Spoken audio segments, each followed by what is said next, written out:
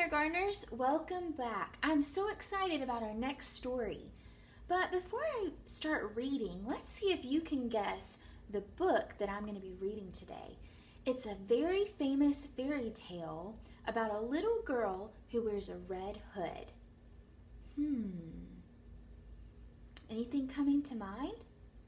If you guessed Little Red Riding Hood, then you are right. Give yourself a pat on the back. All right, turn your listening ears all the way up and let's get ready to listen to the story. This is called Little Red Riding Hood. Little Red Riding Hood, written by Gabby Goldsack, illustrated by Dubravka Kolanovic.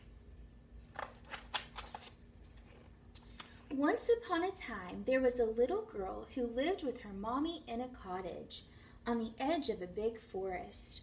Whenever the little girl went outside to play, she wore a beautiful red cloak that her grandma had made for her. It had a big red hood, so everyone called the little girl Little Red Riding Hood.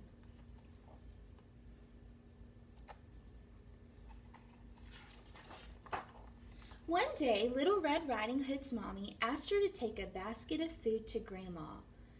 "Grandma isn't feeling well," Mommy explained, "and I'm sure she'd love to see you."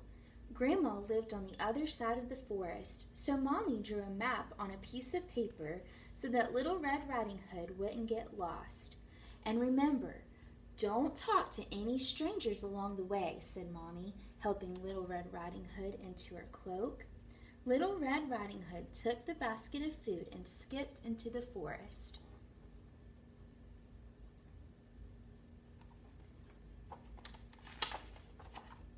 On the way, Little Red Riding Hood saw some beautiful blue flowers. Grandma might like these, she thought.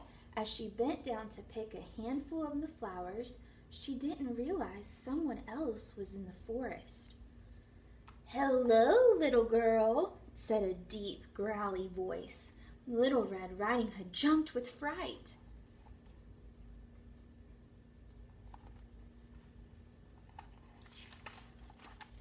A big wolf peered out from behind one of the trees. "Oh, hello," replied Little Red Riding Hood, smiling back at the wolf. She had already forgotten her mommy's warning. "Where are you going?" growled the wolf. "I'm visiting my sick grandma who lives on the other side of the forest," Little Red Riding Hood explained. "Ah, what a kind girl you are," smiled the wolf, showing off his razor-sharp teeth.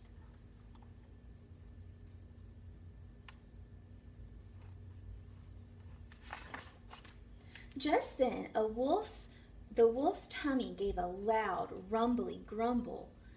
"What was that?" asked Little Red Riding Hood. "Just some thunder over the hills," said the sneaky, hungry wolf as he ran away as fast as he could to Grandma's cottage.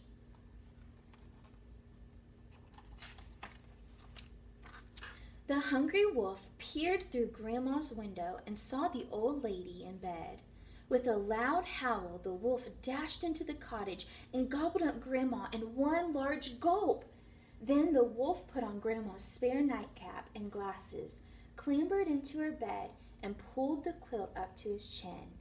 Now, all he had to do was wait for Little Red Riding Hood to arrive. When Little Red Riding Hood reached the cottage, she was surprised to find the front door wide open. "Grandma," she called, "are you there?" "I'm in the bedroom," replied the wolf in a strange, wobbly voice. Little Red Riding Hood went into the bedroom and gasped in surprise when she saw her grandma. She looked sort of different.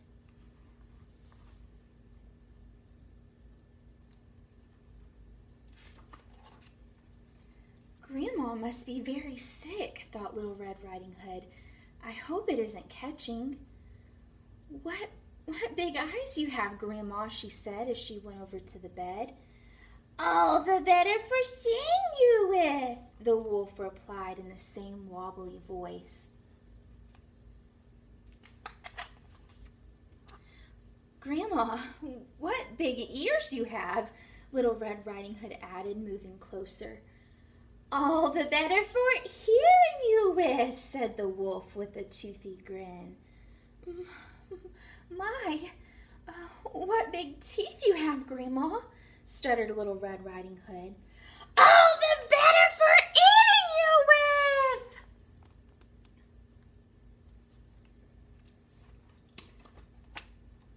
Little Red Riding Hood screamed and tried to run away, but the hungry wolf was too fast. He leaped out of the bed and gobbled her up in a single greedy gulp.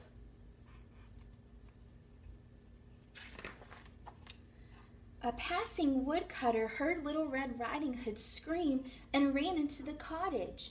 When he saw the wolf's enormous belly, he guessed what had happened. He picked up the wolf and shook him hard.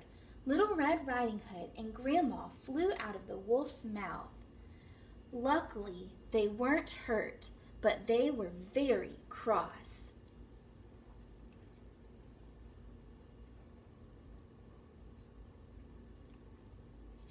Cross is just another word for, like, they were very mad. If you look at their faces, you can tell they are not happy. They're very angry with the wolf.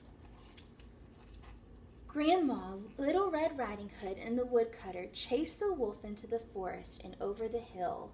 The embarrassed wolf never came back, and Little Red Riding Hood never spoke to strangers again.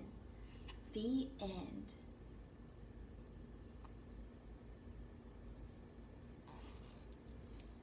All right, now that the story's over, don't forget to check in the description box below and have your parents or someone at your house ask you those comprehension questions and see if you can get them all right. See you next time.